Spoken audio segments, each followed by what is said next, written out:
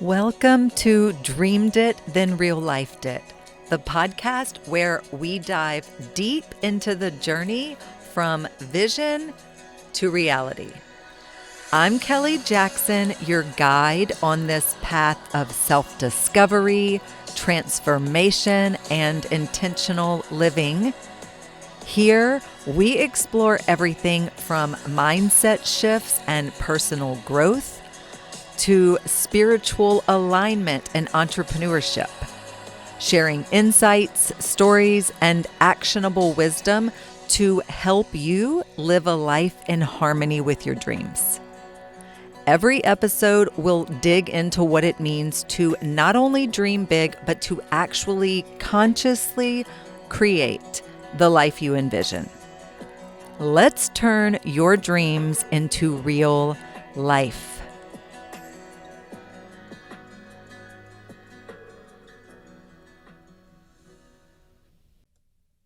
Welcome back, beautiful souls, and happy Earth Day. Today's episode is close to my heart because this is more than a holiday for me. It's a way of living. I have been upcycling since my college days. Shout out to all of the thrift store creatives and DIY kings and queens out there.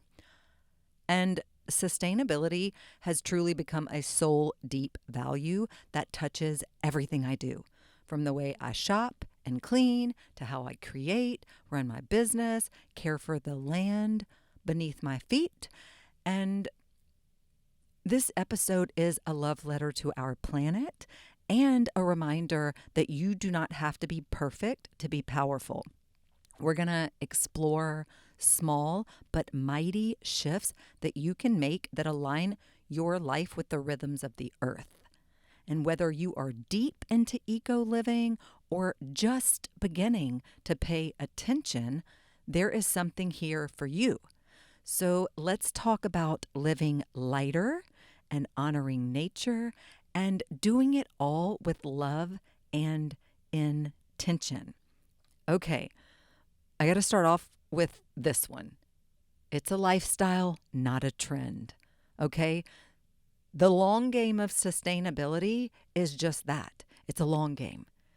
Sustainability is not a Pinterest trend or a weekend project, guys. It's a way of thinking, choosing, and living that says, I see the future and I care about it. And this doesn't have to be extreme to be impactful. Okay? So, and I want to say that again. It doesn't have to be extreme to be impactful. And I'm going to preface this episode by saying this, because I don't know where, when you're tuning in, I don't know where on your journey you may be. So to some of you, some of the things I'm about to share may seem extreme. Stick with me. It's okay. And then to some of you, it may seem inspiring. And to some of you, it may seem like, oh, yeah, you see me. It's a lifestyle. Like, right? So it doesn't matter where you are on your journey. I want you to feel some sort of sense of excitement about the possibility of how your life could become even better than it already is. So stick with me here because I think that this episode is going to surprise you. Yes, it's about the earth, but just where we're going to go with this, it may surprise you. So let's go. Let's just get into it. Now, choosing to reuse what you already have, or mend something instead of tossing it, or support a local business instead of fast fashion. All of these things add up, and you don't need to be perfectly zero waste to make a difference. What matters is consistency and care and awareness. Okay, so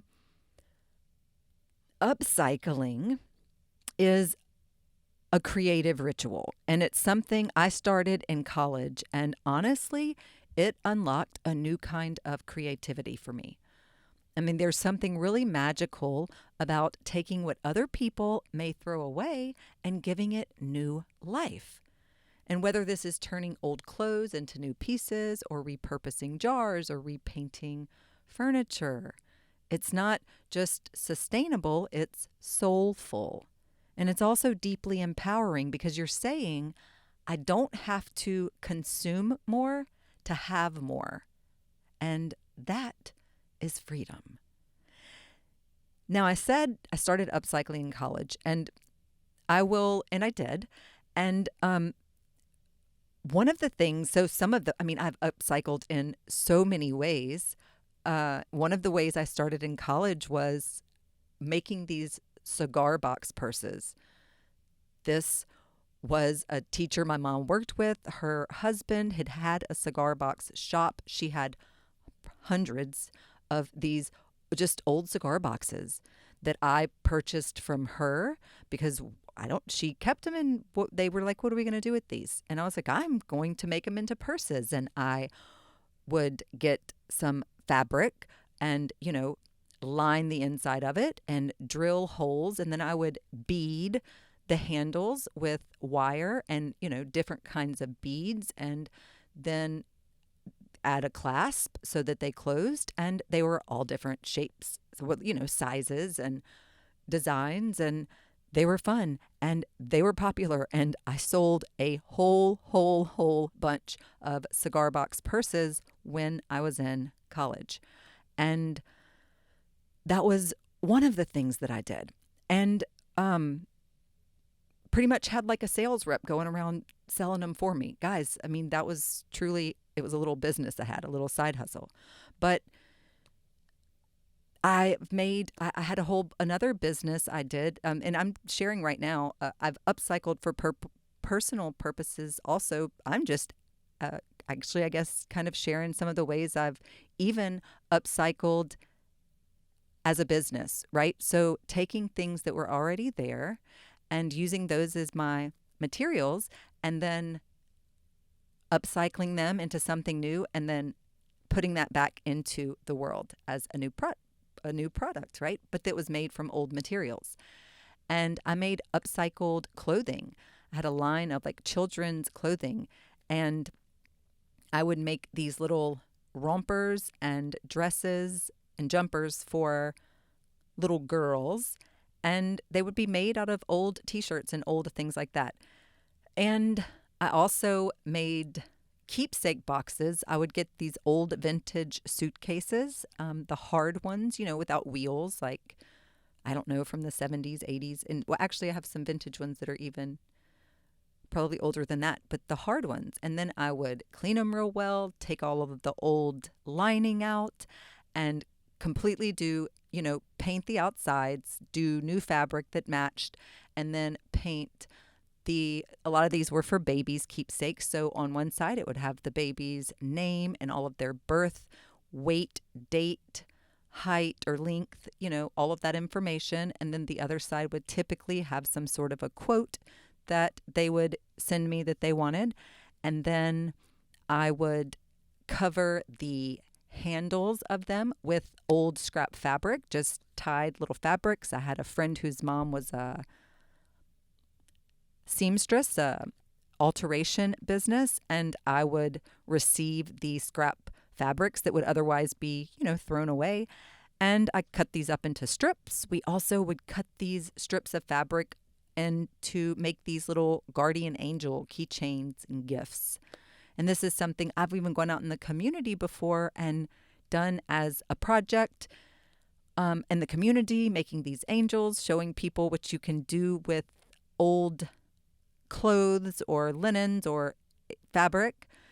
This is a great project. I've got a whole really incredible video on how an experience with making these in the community and how powerful it was. And I'm going to link that video of these guardian angels, upcycled guardian angels. We call them upcycled angels of hope, rainbow angels of hope.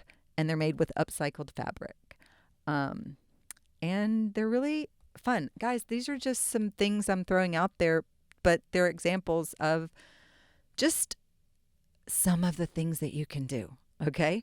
Now, I also actually used to I had a whole business too. I repurposed furniture. I would go to estate sales, yard sales, the paper, online, wherever, where people were selling old like bedroom sets of furniture, and I would refinish them. I would get them and then take them home and do all of the things and refinish them. And I had a boutique at the time with a girlfriend of mine who's a business partner, and we had this boutique. It was like at a brick and mortar place, and I would sell the furniture there. It was furniture that I had repurposed. Sometimes I remember one time I was hired to paint someone's like a chest of drawers with like a zebra print on it. Like I painted the whole thing covered as a zebra print to go.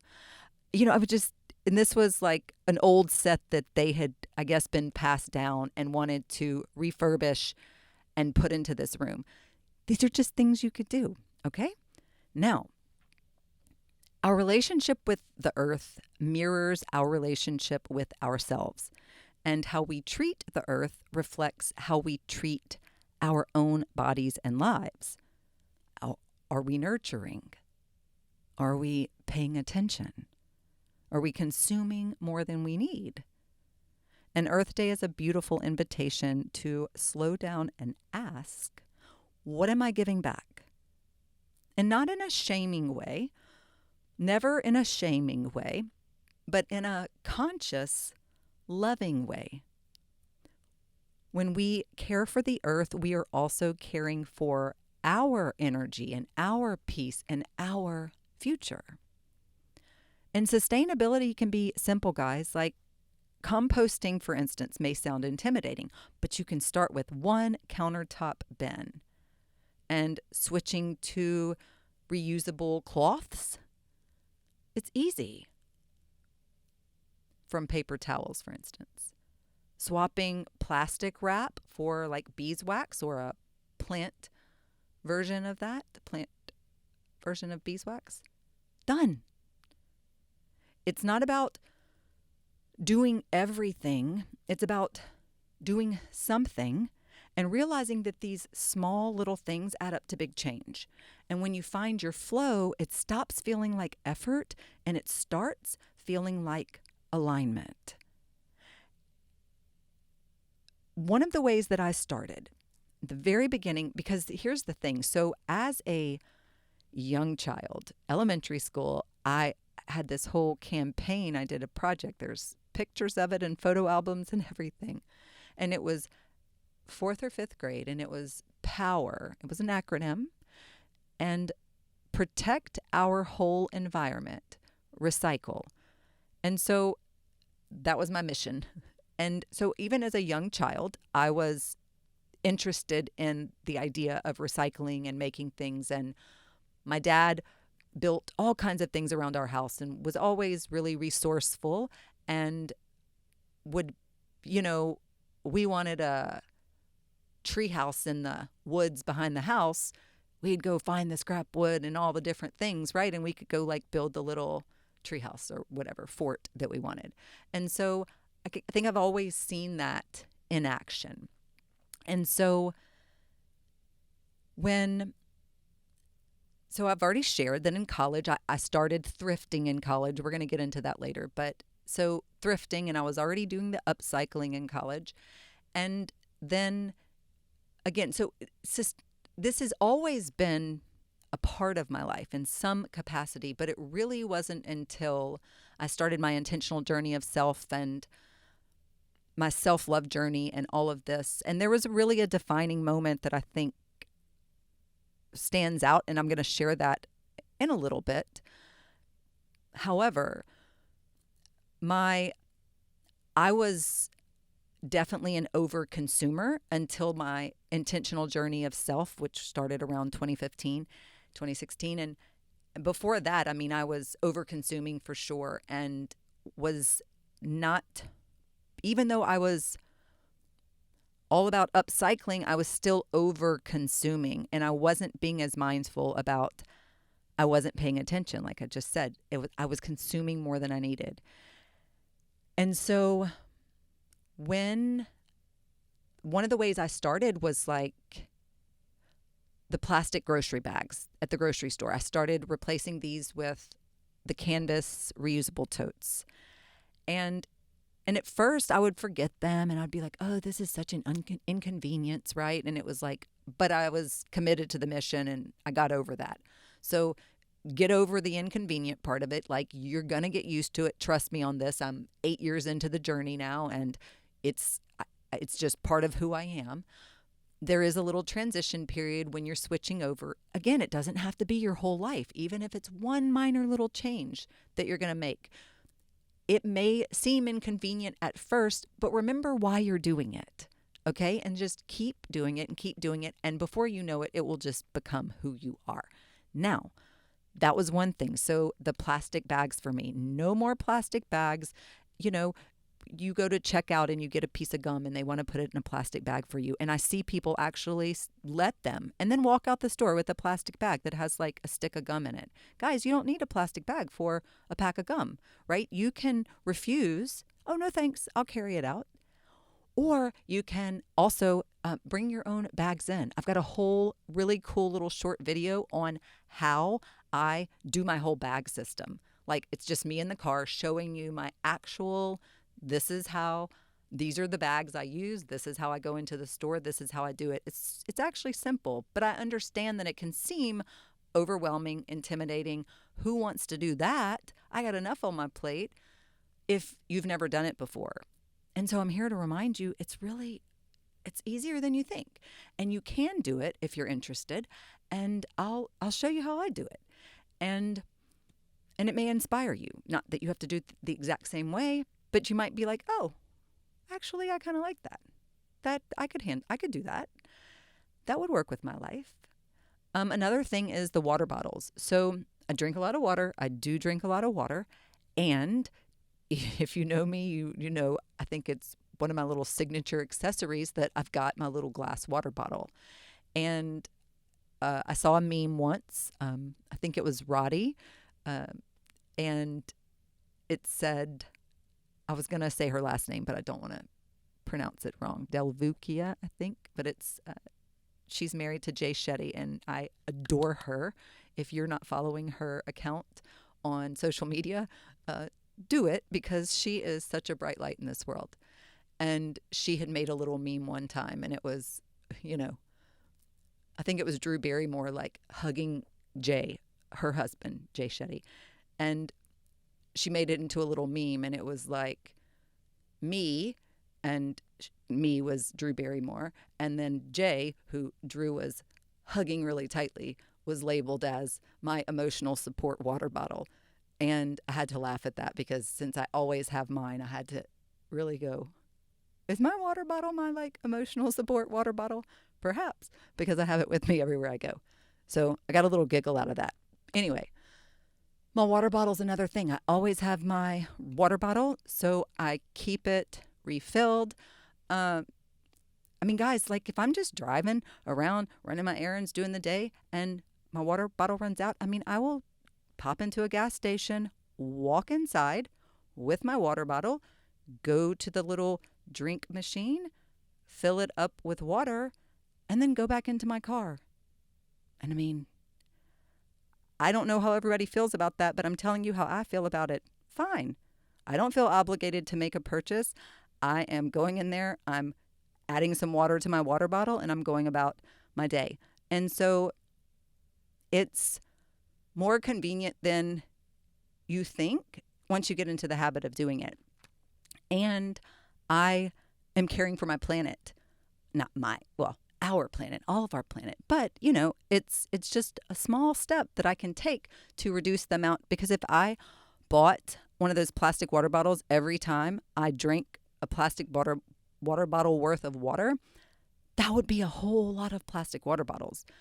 And I don't need that. And honestly, I do not like to drink out of plastic anymore. I just, I don't. I prefer to drink out of something else. like glass. That's my preferred thing to drink out of. Now, why does this matter for future generations? That was just a couple little examples of what I've done. But why does this matter? Because this is more than a lifestyle, guys. It's a legacy. And whether you're a parent or a mentor or simply a citizen of Earth, your choices create ripple effects.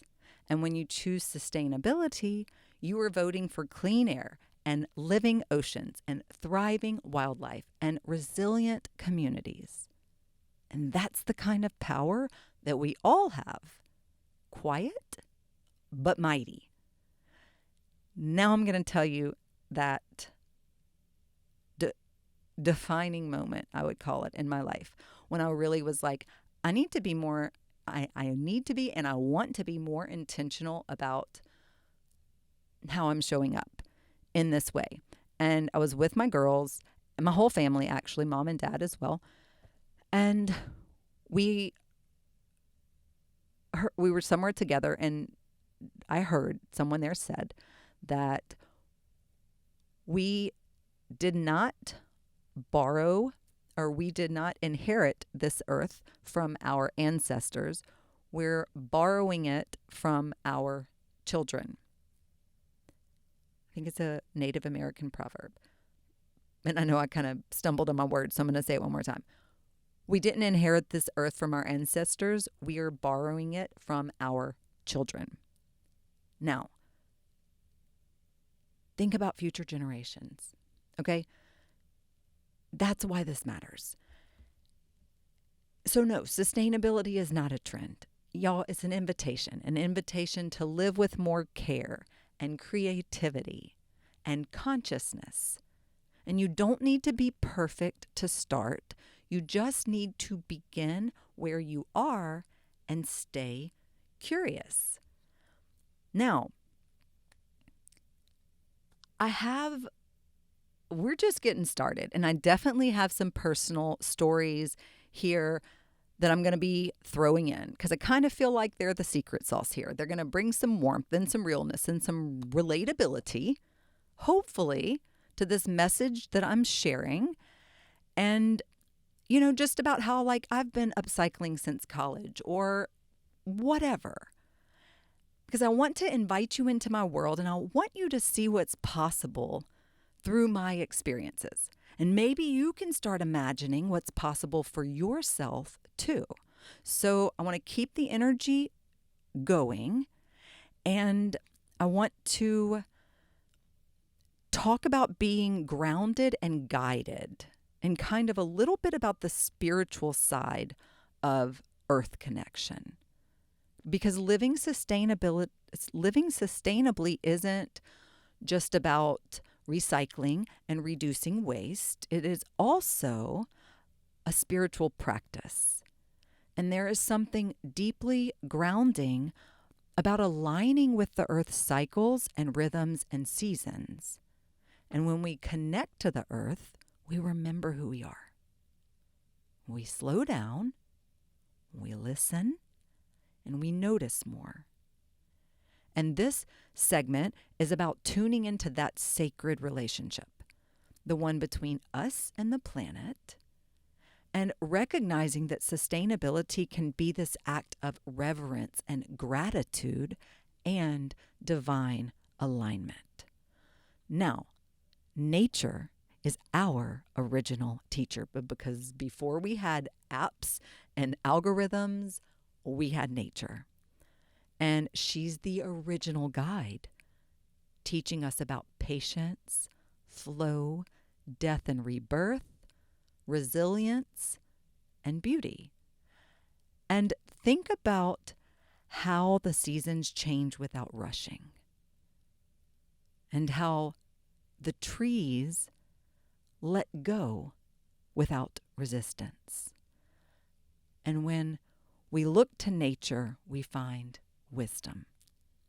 And when we live in sync with her, we often feel less stressed, more inspired, and more connected to what truly matters. Because slowing down is a spiritual act.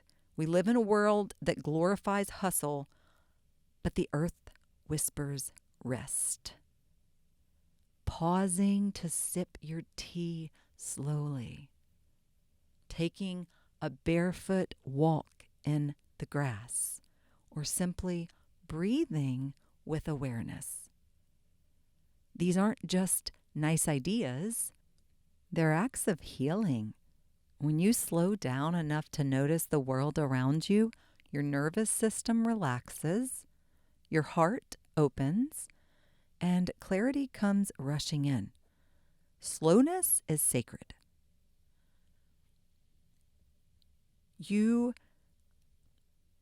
Honoring the earth is honoring ourselves.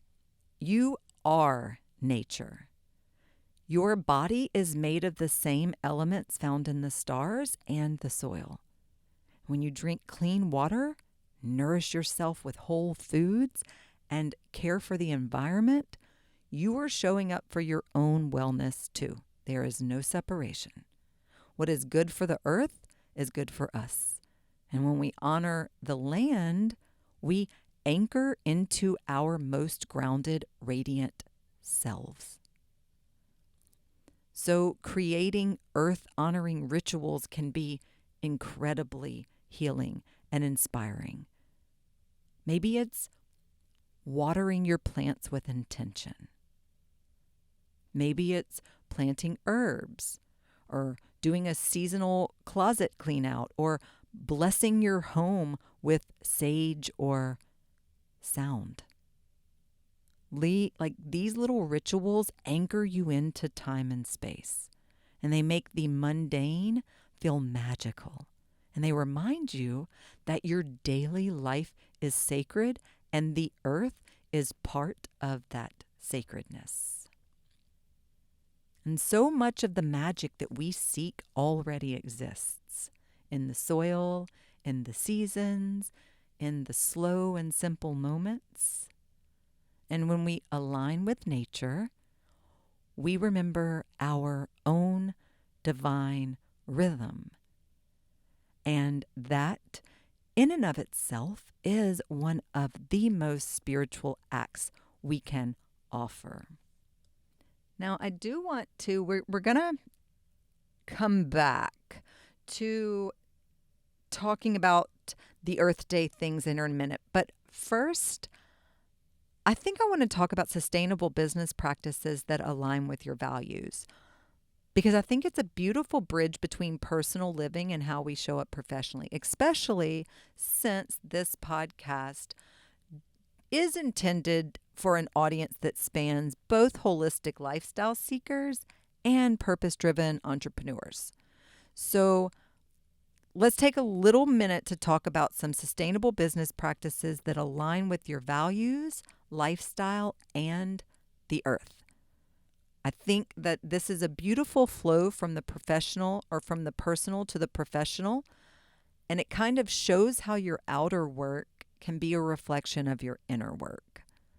So let's talk about sustainability in business, and not just in terms of eco-friendly packaging or carbon footprints, but sustainability as a way of being in business. And for those of us who are building heart-centered or value-aligned brands, our businesses are living, breathing extensions of our values. So when we commit to sustainability in life, it only makes sense to carry that intention into how we create, offer, market, and show up professionally. Sustainable business is about making decisions that are good for your energy, your community, your future customers, and yes, the planet too. So let's start with energy, because y'all know I love energy. Your energy is a resource. Protect it. Your energy is a resource. Protect it. If you're exhausted, burned out, and pushing through every launch or task, your business is not sustainable. No matter how, quote, green your materials are, your business isn't sustainable. Protecting your energy is the first step toward building a business that can thrive for years. So you got to ask yourself, are you creating systems that support you or ones that drain you? Sustainability means setting boundaries and designing a workflow that honors your rhythms and giving yourself permission to rest. Your energy is precious, guys, and you've got to build your business with that in mind. You'll know I did the whole burnout culture thing. Not anymore. Not anymore. It's not hustle and grind. It's align and flow. Now, holistic businesses equal conscious choices. When you build a holistic business, you are making choices that reflect the bigger picture, your values, your impact, your community, and your personal well-being. And this might look like using digital products instead of printed materials, or collaborating with vendors who align with your ethics, or creating offers that don't require overexertion. Every conscious decision adds up, and you don't have to be perfect, but you do have to be intentional. It's all about the intention. Now, there are systems that can support rhythm and flow, and sustainable business practices are also about rhythm, not just about flow. Can your business flow with your life instead of against it? Can it? Because that's the goal. You want to create routines, automations, and cycles that support your energy and seasons. Maybe you map out quarterly content around the Earth's rhythms, like spring for planting new ideas, summer for growth and expansion, fall for harvesting and reflection, winter for rest and recalibration.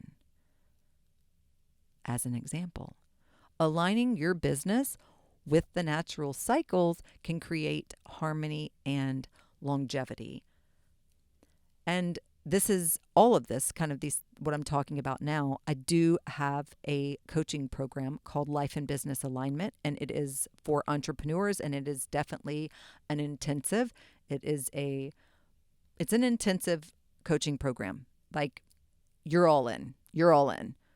And this is a huge part of what we do. I mean, it's life and business alignment. It is all about integrating systems that support rhythm and flow in your business so that you are operating your business from a place of alignment and it feels really, really good. That doesn't mean business can still be hard, right? But you feel good. And it is sustainable. You are able to continue to keep this pace and continue to keep this energy and continue to keep this aliveness about you. You're not just drained and burnt out and just grudging through the day.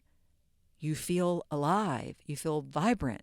You feel excited, energized. And you can sustain this for weeks, months, years, decades, because you have systems that support rhythm and flow. Now, let's talk about eco-aligned tools and platforms. If you are a product-based business, this could look like switching to biodegradable packaging or sourcing locally or just reducing your plastic use in general. And if you're a digital entrepreneur, this might mean choosing platforms that offset their digital footprint or being mindful of the amount of email or image storage that you're using. Because, again, digital clutter is a thing too. We kind of think like, oh, it just goes into some cloud somewhere. But, I mean, we're still creating clutter, even digital clutter. So, and digital footprint, that is a thing as well. Now, again, it's not about perfection. It's about pausing to ask, is there a more earth conscious way to do this? And that awareness alone shifts energy. There are, and I've shared this story before, when I had designed an entire line of uh, everything, of stationery, cards, just all kinds of stationery. I had gone to the NSS, which is the National Stationery Show in New York, and I had gone as a guest this year with the intention of going as a vendor the following year. And I had everything designed. I was ready to go. And this was at the beginning of me really, this actually kind of happened this is when it was happening, when I was really reaching the point in my journey where I was like, wait, I did everything that I'm telling you.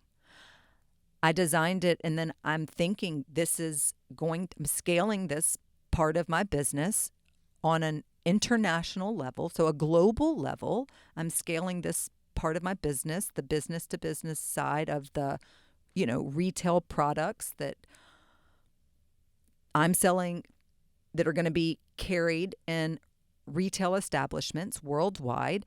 And there was this moment of being there and realizing that all of the materials that I had chosen and just all of the things, like they weren't going to, they weren't what I wanted. They weren't sustainable. They weren't being as mindful of my footprint. And then I'm like, you're scaling this on a really large scale, then that's just going to be worse. I've got to go back to the drawing board and I've got to be better. And so I did, and I went back and, switched to tree-free paper. So instead of using paper that was sourced, that was coming from trees, I was able to find a whole line that the whole line is built on the premise that sustainability with a story, that this is tree-free paper that comes from recycled hemp and recycled cotton and denim and straw, right? Those 4 things. And so there's no trees. And all of this stuff is harvested sustainably, and it's all...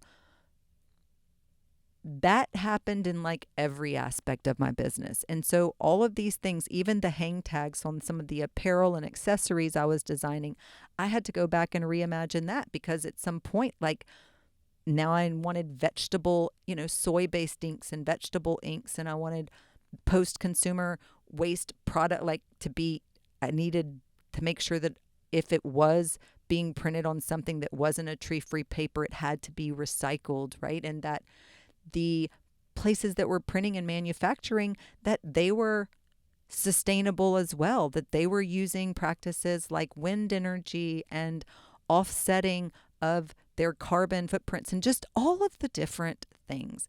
Guys, again, remember in the beginning I said some of this might seem extreme. Yeah, I get it. If it may, but when you are a business owner and when you are creating a product that you're going to produce on a massive scale, it is your responsibility to be mindful of these things. It is it's truly a responsibility to the earth, to our fellow humans, to everything, to really just be like, am I doing the best that I can do here? Am I choosing the companies that are in alignment? Am I choosing the products? And all of this kind of stuff. And so one thing I got away from a long time ago, and I'm just going to tell all of y'all right now, if you're just like looking for the cheapest thing, don't come to any of my companies, because I am not making stuff to like try to be the cheapest one out there. Nope. Because what I've learned is if you want to be the cheapest one out there, then you're using cheap, not quality products. And there's no way to guarantee that the laborers that are creating these things are being treated fairly, ethically, safely. And there's so many reasons that I am not okay with and do not want to be and have no desire to be the person that's known for having, the really cheap products that you can get for really cheap. That's not me. That's not who I am. I'm going to use organic when I can. It's kind of just everything. Like my totes, my Mise Sombres totes, they're, 100% organic cotton canvas totes. And yes, I've had businesses before that I've contacted about carrying these there, where they would sell them in their places. And I have had people, oh, this price point's too high for our customers. Okay, that's fine. I respect that. I'm not lowering the price point and I'm not changing the materials. This is where we're at. And the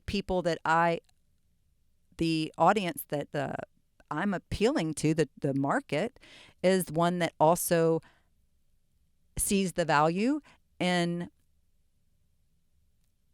choosing materials that have been sustainably sourced, mindfully, intentionally, that there's transparency all the way along the process, from the crops to just how it's sourced, how it's manufactured, all of the things. Are these factories clean the way that are they polluting the environment, or are they really keeping the environment clean? All of this stuff matters. And especially, again, from a business standpoint, it's our responsibility, if we're making products, that the products that we're putting out, that we're being as mindful as possible. So again, just ask yourself, is there a more earth conscious way to do this? Because that awareness alone shifts the energy. It's not about perfection. Now, community over competition. I want to mention this too. So a sustainable business is also one that thrives in community. And this old paradigm says compete, outperform, dominate.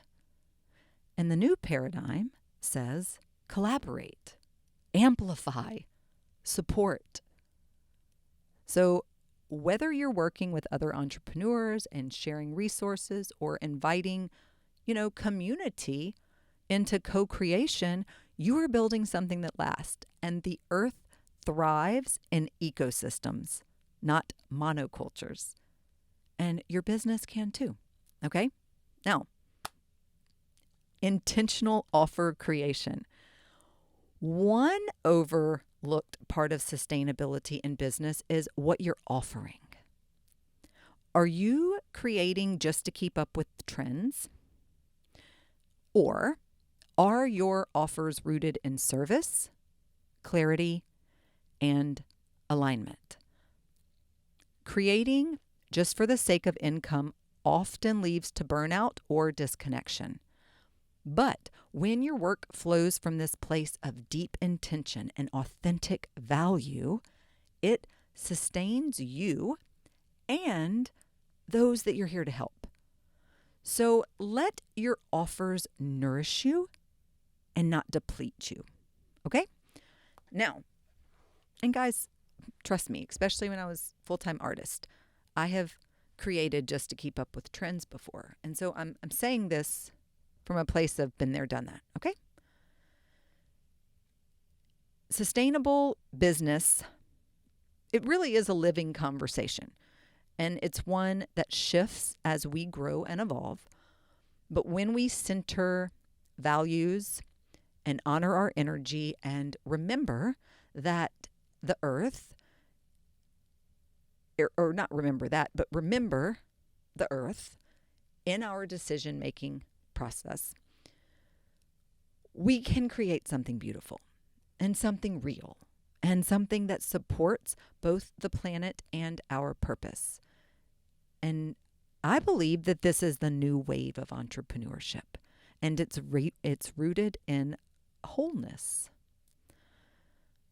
I really am passionate about one thing, and I'm passionate about eco-consciousness in business. And the girlfriend I mentioned earlier that we had the boutique, the brick and mortar where I sold the furniture. And she and I have our second business venture together that we had come into a decade after that first one. But it was and is, we're both plant-based and live a plant-based lifestyle. And so this company is all about plant-based lifestyle, and it is also a sustainable and eco-conscious company, meaning we put on events that are sustainable and eco-conscious, and all of our products and everything are also, because we do have physical products with that business as well, tote bags, teas, that sort of thing, things that are all related to being plant-based, like thriving on plants. We have that on totes and teas, or canvas totes, of course. And to take to the market. Guys, I mean, this is a lifestyle, and you really do see this in all of my businesses now as well. And I like to be able to help, even with consulting, right? And I do coaching as well. But even with this, even for people who are like, I'm curious I want to be more sustainable in my business or even my life. And sometimes people just don't know where to start because this didn't happen overnight. And I will tell you one place you can start. I've got a couple really good blog posts, and I'll link them here, but not on the podcast blog, but on my What You Want.us blog. And I've got some simple, just some steps. Here's 25 ways you can make your life more sustainable starting today type of things, right? And I share some examples, some personal examples in my own story, because this didn't happen overnight. But this is something that I've been on a path and journey of doing, and I love it. And it's a lifestyle now. And so I love to share. And it doesn't have to be overwhelming. You can, again, just take little steps if you're on that path. It's really about the intention. Okay, so earlier, I said that we would kind of come back to this, and now I'm ready to come back to it, I think. So, upcycling. Now, upcycling really is more than just a sustainability trend, okay? It is a mindset.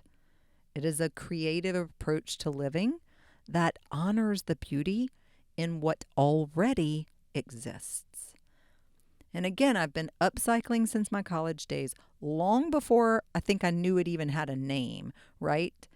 And again, it began with cigar box purses and thrifting furniture and reimagining clothes and things like that. But it's grown into this way of thinking and being that touches nearly every part of my life.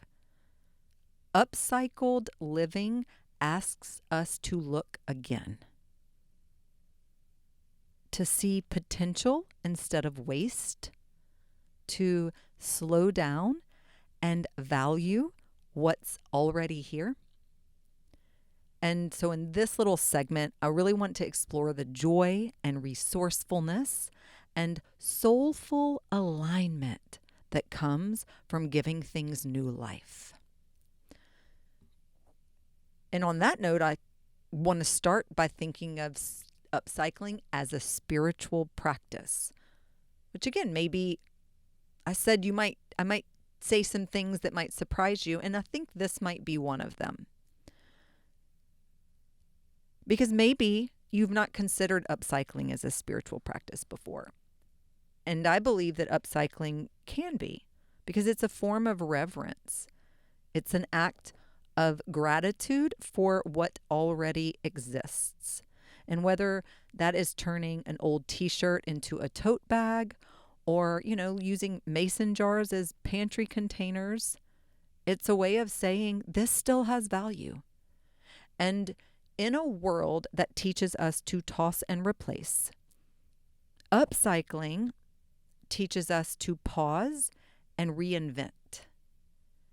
And it's a beautiful mirror of our inner journey, because we too are constantly evolving and repurposing and rising. And the old doesn't have to be discarded. It can be transformed. So there is everyday upcycling ideas, in my opinion, that inspire. And you don't have to be an artist or a crafter to bring upcycling into your life. I think it can be simple and playful and fun. And you can turn an old candle jar into a succulent planter. And I just saw, if y'all caught the episode on the power of purpose and impact, Building the Walls project with Casey Phillips, that is an amazing episode. And I've been, fortunate enough to be involved with the Walls projects since maybe around 2018. And they're just doing this whole Earth Day weekend. They've got a big Earth Day event. And I saw on Instagram, and don't think that I am not like absolutely doing this for myself. Because part of the Walls project is murals, right? So they have paint, and they also have Baton Roots, which is part of it. And Baton Roots is like a community garden. So one of the things that I saw, the crafts that they were doing at Earth Day this weekend is this Earth Day weekend 2025 was turning some old paint, like 1-gallon paint containers, into little planters, right? Like pots, like with flowers or whatever in them. And I thought that was adorable. And I am absolutely doing that because I do have some old paint cans, and I'm doing that to put by my art studio because it's adorable and precious. Okay. What I'm saying, do you see how creative this is? Guys, you can, use a vintage mug as a makeup brush holder, or to hold in my art studio, I've got one holding, my paintbrushes and things like that. You can cut up an old tee and make reusable cleaning rags. So once it's gotten holes or whatever, got a stain on it, you're not going to wear it anymore. Well, make it into a cleaning rag and use that instead of paper towels. It's less about Pinterest perfection and it's more about intention. And speaking of paper towels, guys, I haven't bought paper towels in probably you need 2 hands to count the years. I haven't bought paper towels in lots of years. And I don't need them. I don't want them. I just use the little, what are they called? Flower cloth cleaning. I have it all in my shop. We'll get into that later. But I don't use paper towels. I try to, and again, at this point, some of you may think it's extreme if you were to come into my house and see, because I've done away just in the bathroom. Over the years, this has been something that has been a slow process over the years. This didn't happen in 1 week. I didn't decide I'm going to be totally sustainable in 1 week and then completely, no. This is something that has like truly been over the years, just working on it, keep coming back to it, setting the intention. This is who I want to become. Do I personally have like a zero waste goal? No, I don't. Like, I do not see myself going to complete zero waste right now.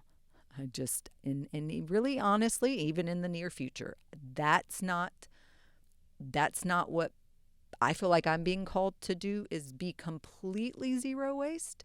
However, I cut back as much as I can and I try to be mindful, and I'm, reuse, and I'm nowhere near perfect, guys, nowhere near perfect. And actually, this is something that some of you are going to possibly relate to, and some of you are going to be like, woman, did you just say that? But wherever you fall on that scale, it's fine by me. So some of the things, because this has been a lifestyle for so long, some of the things that I truly, if you want to use the word struggle, but it's like really a thing. I always have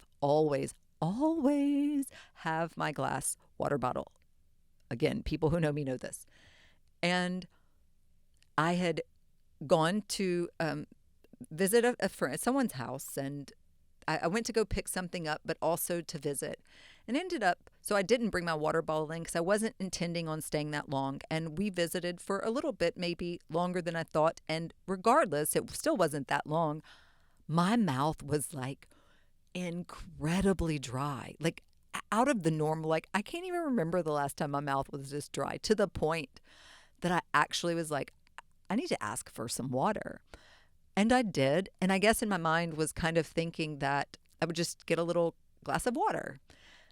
And they walked and they came back, or we walked and they gave me a plastic water bottle, from the fridge.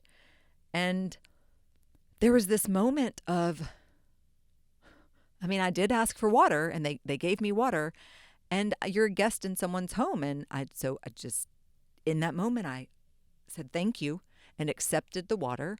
And what I really wanted was to say, could I have water in a glass, please? And normally I kind of would, but I think this happened just so I could maybe tell this story. I don't know. Guys, I, you know, I, it felt even weird having the water bottle there in my hand. And then I'm leaving and I'm like, what am I supposed to do with this? I got a water bottle. What am I doing with this plastic water bottle? Because my water bottle was in the car. And then it's just this whole thing of I didn't even feel like right having it. And to the point it was actually something that I kind of laughed at myself over, like, this is, you gotta, it's okay. Again, nobody's trying to be perfect here. But the fact that it really made me feel uncomfortable. So there's one other situation that in my life, where I meet someone and there's a plastic water bottle involved. Someone they grab themselves one and they just grab me one as well. And I just decided that, because I refused it like the first couple times. Oh, no, thanks, I'm good. And then after that water bottle incident that I just shared, I kind of was like, I wonder if I could allow myself to accept this water bottle. Just accept it. And of course, I'm going to recycle it after and everything. And it's in a workout outside situation. I understand. It's a little bit different. And I think what I'm sharing this to say this. You got to give yourself grace. And even on this sustainability thing, I have to do that too. I can't make myself crazy because, guys, sometimes my health is important to me too. And let's just say there was some, let's just say sweet peas. And I wanted sweet peas for a meal. Well, sweet peas in a can, let's just say they have sodium added. And I'm like, oh my gosh, no, I just want sweet peas. I don't want any sodium added. And they got frozen sweet peas, but then frozen sweet peas come in a plastic 2-layer bag that can't be recycled. And the sweet peas in the can come in a aluminum can that can be recycled. But it's got the sodium and stuff added to it, and I really didn't want that. Guys, these are honestly, some of the little things sometimes that on my own journey and where I am right now, whether you roll your eyes or laugh or don't even know what to say, I'm just being honest and sharing that this is kind of some of the things that I get hung up on now. I'm in a store going, well, the sweet peas in the can have the sodium, but at least it can be recycled.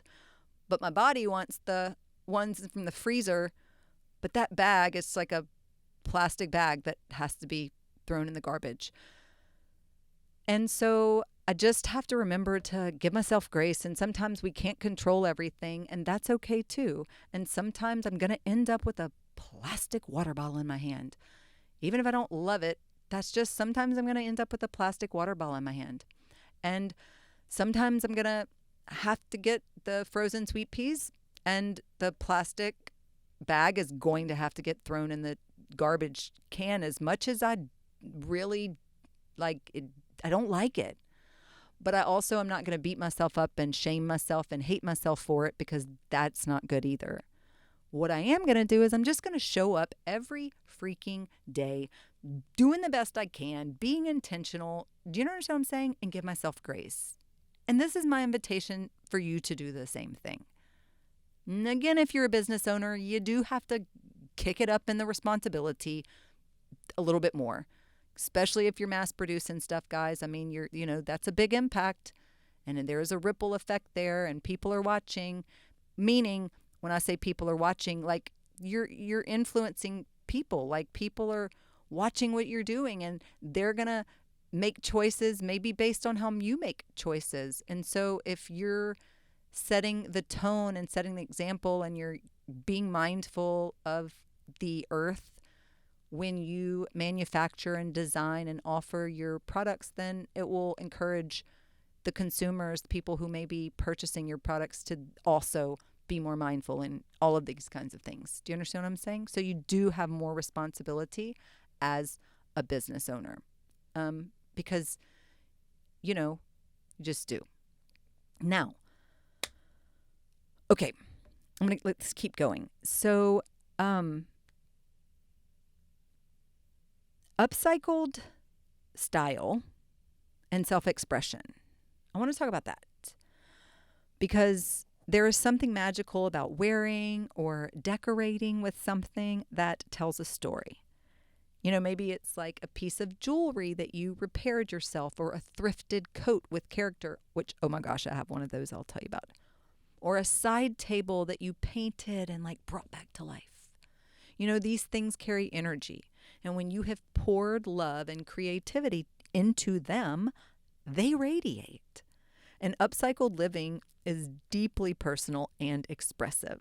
And it invites you to move away from fast fashion or big box sameness and into a lifestyle that is meaningful and one of a kind. I have this coat, the thrifted coat. I thrifted it in college and it is amazing, and I still have it. Yes, I do. And, I remember one time, and I'm just mentioning this for whoever needs to hear it. And so I was in college, and I don't even know back then, I don't know how I would love to believe, and I do believe, and I would love to believe that thrifting is more popular now than it was back then. Like, people are doing it more, and I hope so. And now they have all of these, thrifting online places, which of course I do. Y'all know I have a rotating closet, which I will link there. We'll talk about all that. But I wore this coat, and there was a group of other girls, college girls, and I had arrived at the place and was wearing the jacket, and I had not met these girls yet before. And when I walked in, it was like, oh my gosh, love your jacket. Love your jacket. Where did you get it? And I was like, thanks. I thrifted it. It was like, they went from loving my jacket to, it was like, the noses turned up, the heads turned, and they were not impressed with the fact that I had gotten this jacket at a thrift store. And I remember being like, it was an obvious, and I didn't know these people before to know their energy or maybe how they felt. And I remember this feeling at the time. I had not done all the work I've done now. I was definitely insecure and all the things. And I remember feeling really, I don't know, I did not like the way I felt because of the way that they had turned their nose up at thrifting. And you know what? I'm glad that I didn't stop doing it. And it's still who I am. And I'm proud of it. And I'm glad. And I love to do it. And yes, I can go, I won't buy the fast fashion. This is another thing I struggle with. I recently had someone dear to me that gifted me a good bit of workout clothes that are from a brand that I know it's a great brand, but it's not a sustainable brand. And, it's just not, and there's that place of, and the thing is this was something, when I say they didn't gift them new. They gifted them to me, something that they had an excess of, maybe had been used a couple times, and was just like, okay, I have more than I need. I'm cleaning out, and here, I'm going to gift this to you.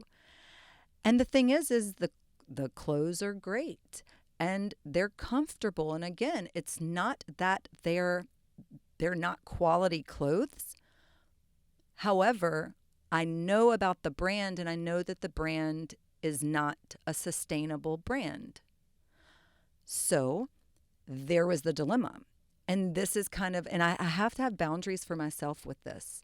And guys, I'm sharing this with you to be honest, to be vulnerable. And just so you know, I don't have it all figured out. And there are still things that I get a little that I'm working through. I'm figuring out, and I'm leaning into, and I'm using discernment for, and I'm just giving myself grace about. And maybe I'll evolve, and maybe I won't have this, what I'm sharing with you today. Maybe it'll be a little different a year from now. I don't know. I'm still on the journey. I am still on the journey too. Okay. So here it is. Now y'all know fitness is a huge part of my life. So I'm always working out. And because of sustainability, I don't go chasing the trends. I take really good care of everything because I want it to last. And so I've been wearing the same workout clothes for years. Of course, if they get to the point where it's like time to let them go, then I'm letting them go. But as long as they're still in good shape and all of this stuff, I'm going to keep wearing them. And so I was gifted this really, generous collection of basically new workout clothes and all kinds of colors, styles, all the things, except again, guys, it's not the brand. So then what do? Do you wear them or not? Because this is the thing. I've not ever bought anything from that brand for that reason. I've not actually exchanged money. And there's something I do believe in, that every dollar you spend is like casting a vote for the kind of world that you want to live in. So if I go spend money, pay money for something, then it's like casting the vote. Yes, I believe in this. I want this. And so because of that, I personally have not ever walked into that store, gone to that brand's website and purchased clothes and given them my money in exchange for their clothes, because there are other brands I will do that for who have more sustainable business practices or materials or whatever in place. That's who I'm going to cast my vote. I'm going to exchange my money over there because I believe in what they're doing. However, these were gifted to me, and they weren't gifted to me new where they could be exchanged. They were gifted to me. It's like I wore them a couple times and I have more than I need. And so I'm decluttering, and here you go. Now, so what do you do? So anyway, I do what I do with all kinds of things when I'm thrifting, consigning, doing all that kind of stuff. If I'm getting it, if it's in good condition, right? And if it's something that I can feel energetically feels good because of where it came from or whatever, then that's where I give myself the grace. I'm choosing the sustainability, the secondhandness of it over the original brand's thing, which means I may sometimes wear something that may come from a brand that's fast fashion. And look, I'm going to tell you, I'm going to even put Gap under the category of fast fashion. I used to work at Gap. That was like my first job when I was in high school.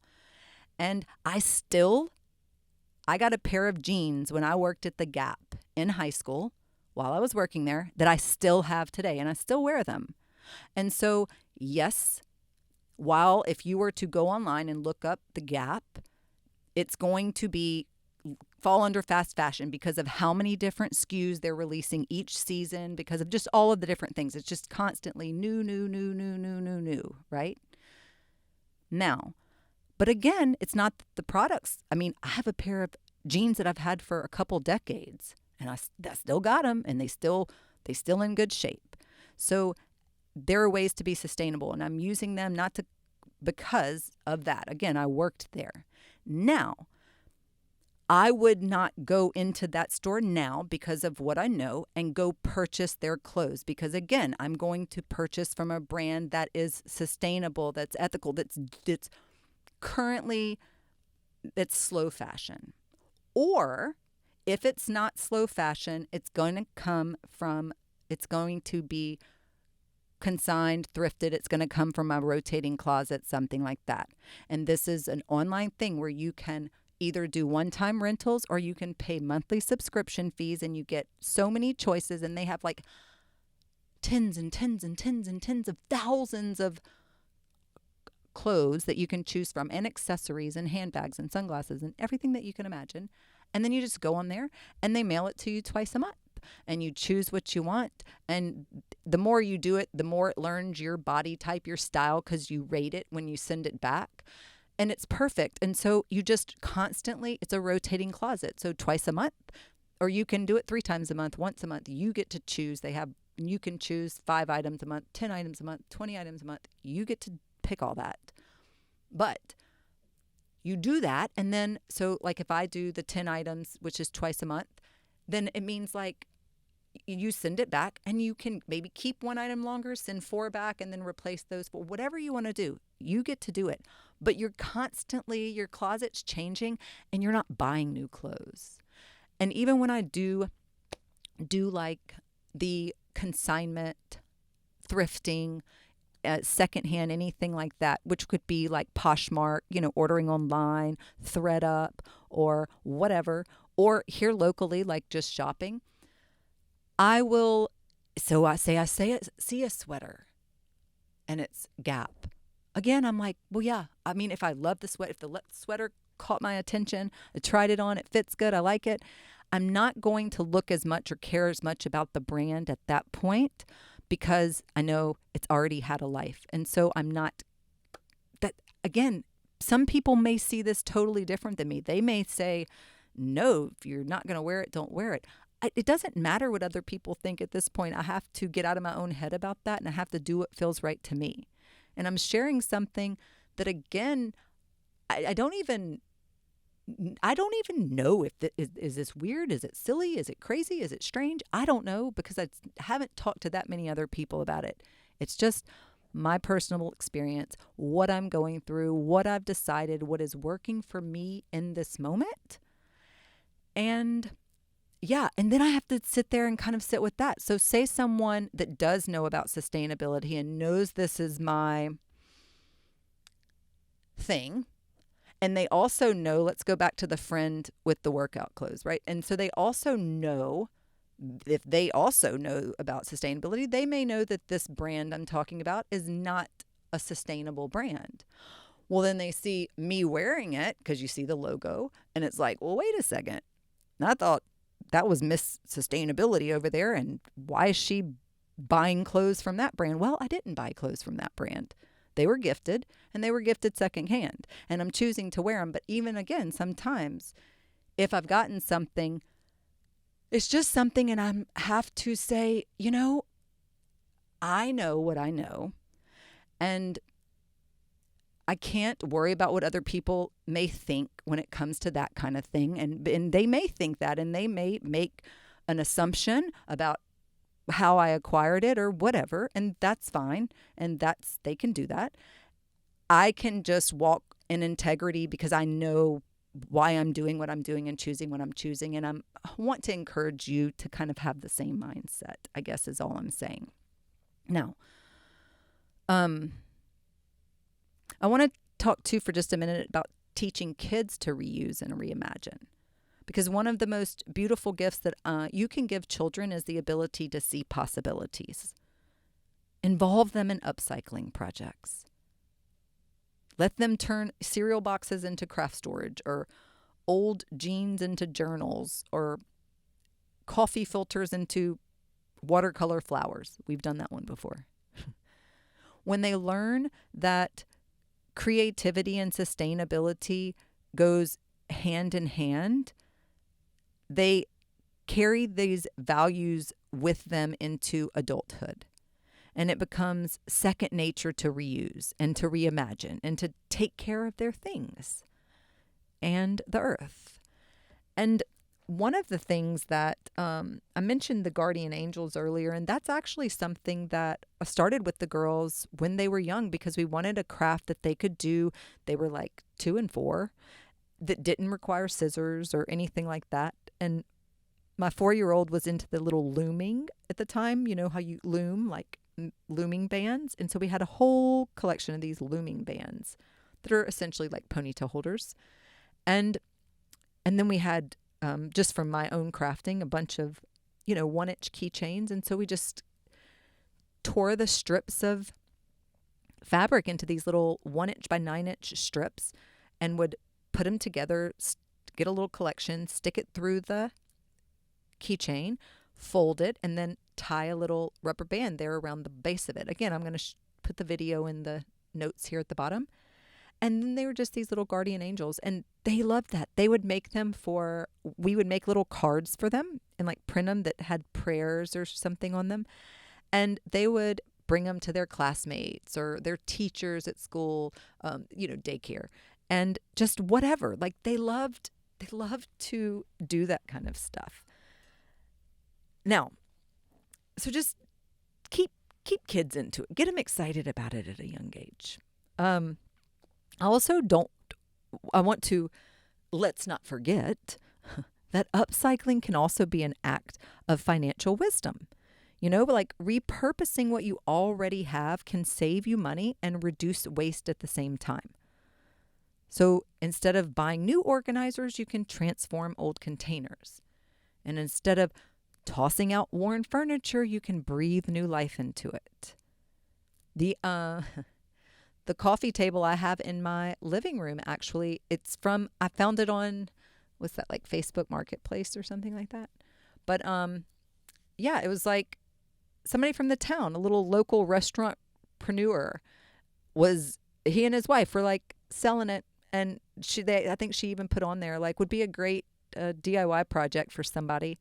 This is beautiful Indonesian old wooden, little coffee table with all these drawers on it. And they didn't need it anymore. And it was dark wood, and I had a vision. And so I sanded it and, got some chalk paint in this like metallic light color and completely refinished it. May have changed out the knobs. I don't remember. And maybe I didn't. I don't remember. But yeah, and breathe new life into it. And it's been such a wonderful coffee table. And again, they didn't want it. And I breathed some new life into it, and it's perfect for our space. And, nobody else has one exactly like it in the whole entire world. I can guarantee that. Not exactly like mine. No. The energy of resourcefulness naturally supports an abundance mindset, one that's rooted in trust and creativity and enoughness. Guys, we got enough. And there's something Tony Robbins always says. He's one of my coaches. I've done coaching with him as well. And he says that your resourcefulness is your greatest resource. Your resourcefulness is your greatest resource. Now, if there's anybody out there that's kind of going through like little financial struggle, hardship right now, you're kind of feeling like you're not feeling abundant financially, well, I want you to remember that your resourcefulness is your greatest resource, and you have more than you realize, and shift the focus into that. There's something there that you're not seeing. Your resourcefulness is your greatest resource. If you feel like you don't have the resources, and in this case specifically, I'm talking about financial resources, what I'm telling you, look again.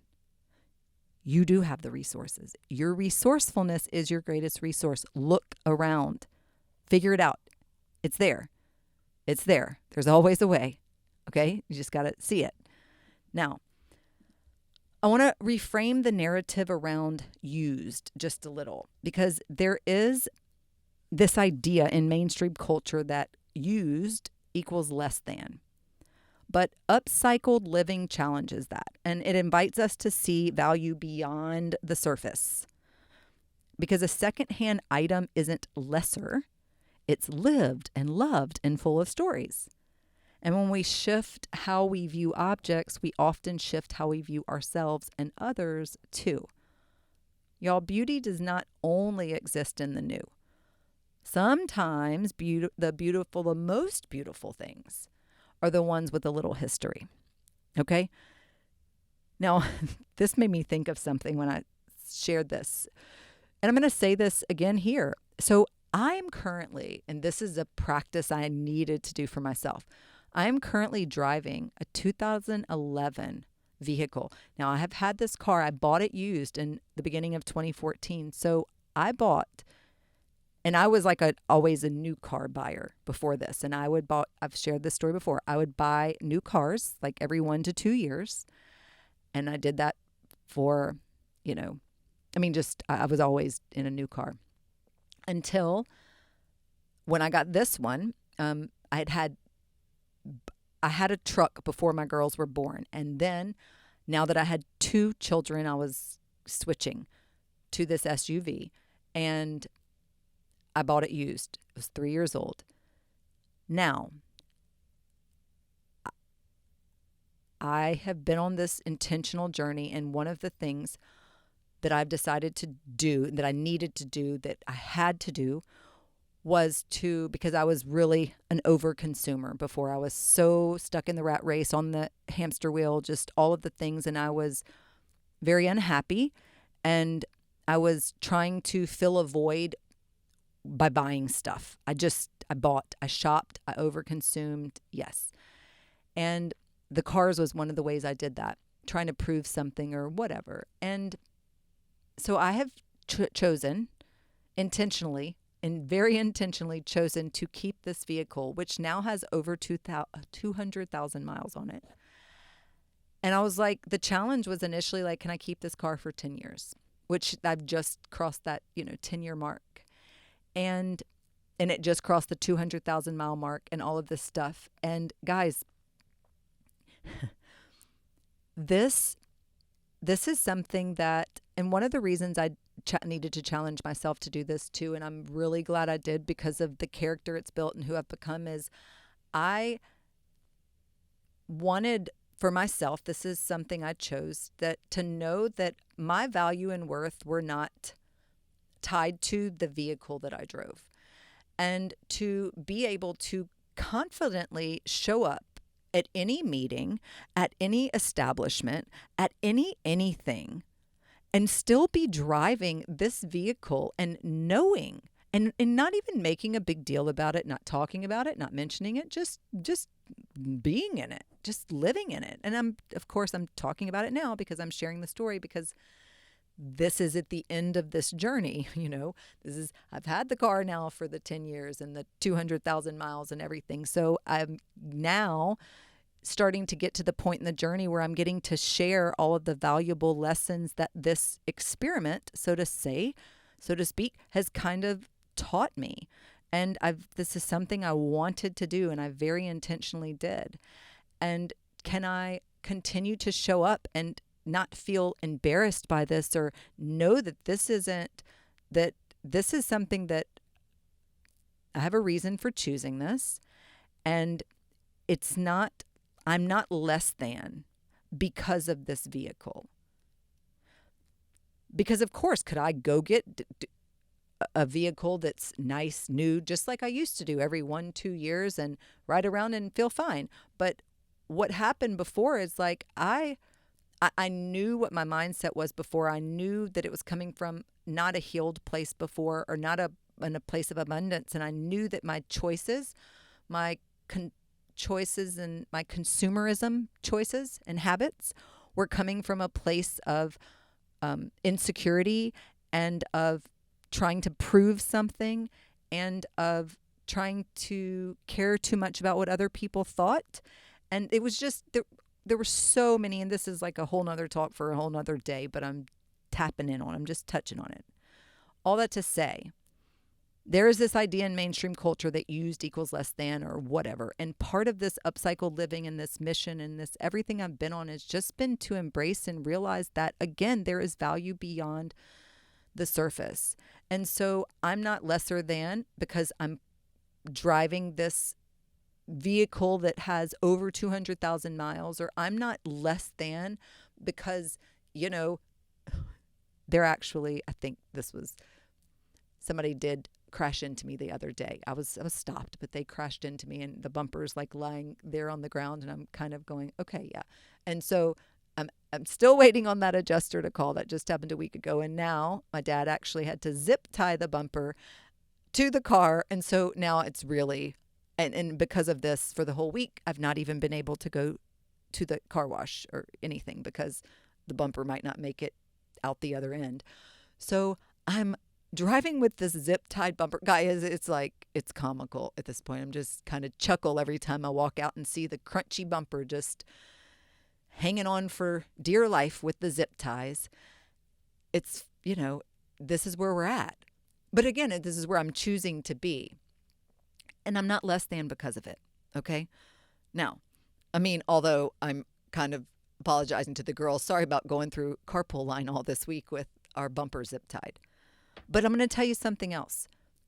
And this is one of the things. When I was having those new vehicles every 2 years, it was like there was so much clutter in there. I don't even remember. I would go, I don't even know how long without washing my car. I truly going through the car wash. It was like, oh, it rained. Good.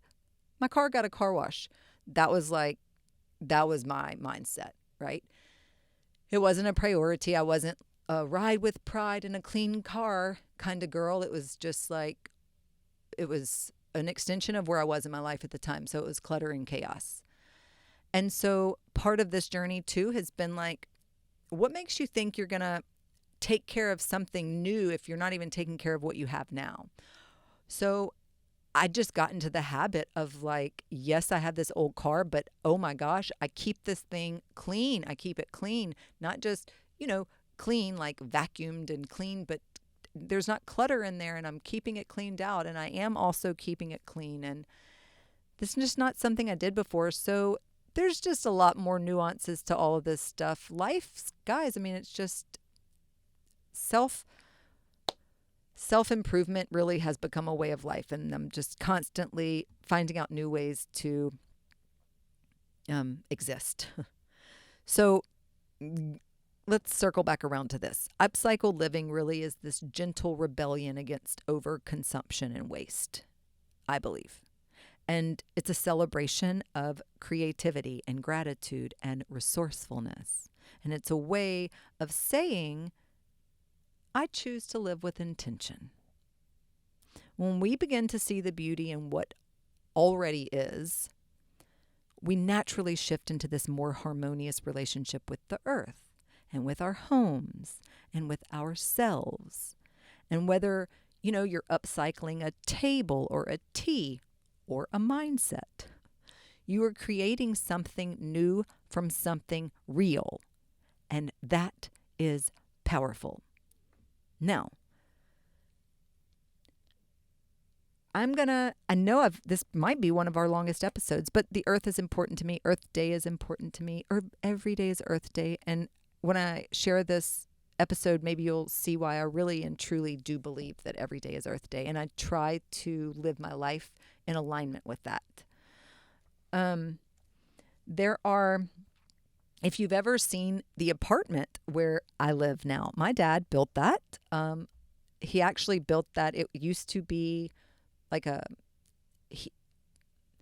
he converted it from like a garage type situation into the home where I'm living. And he did that initially for my sister, probably years and years, a decade or more before I ever moved there. He had done this, and he made this whole apartment using architectural salvage from an architectural salvage yard. So if you've ever seen videos of me in the apartment, you see all these old doors and all of these old beadboard on the walls that's kind of colorful and stuff. Like all of this stuff came from architectural salvage.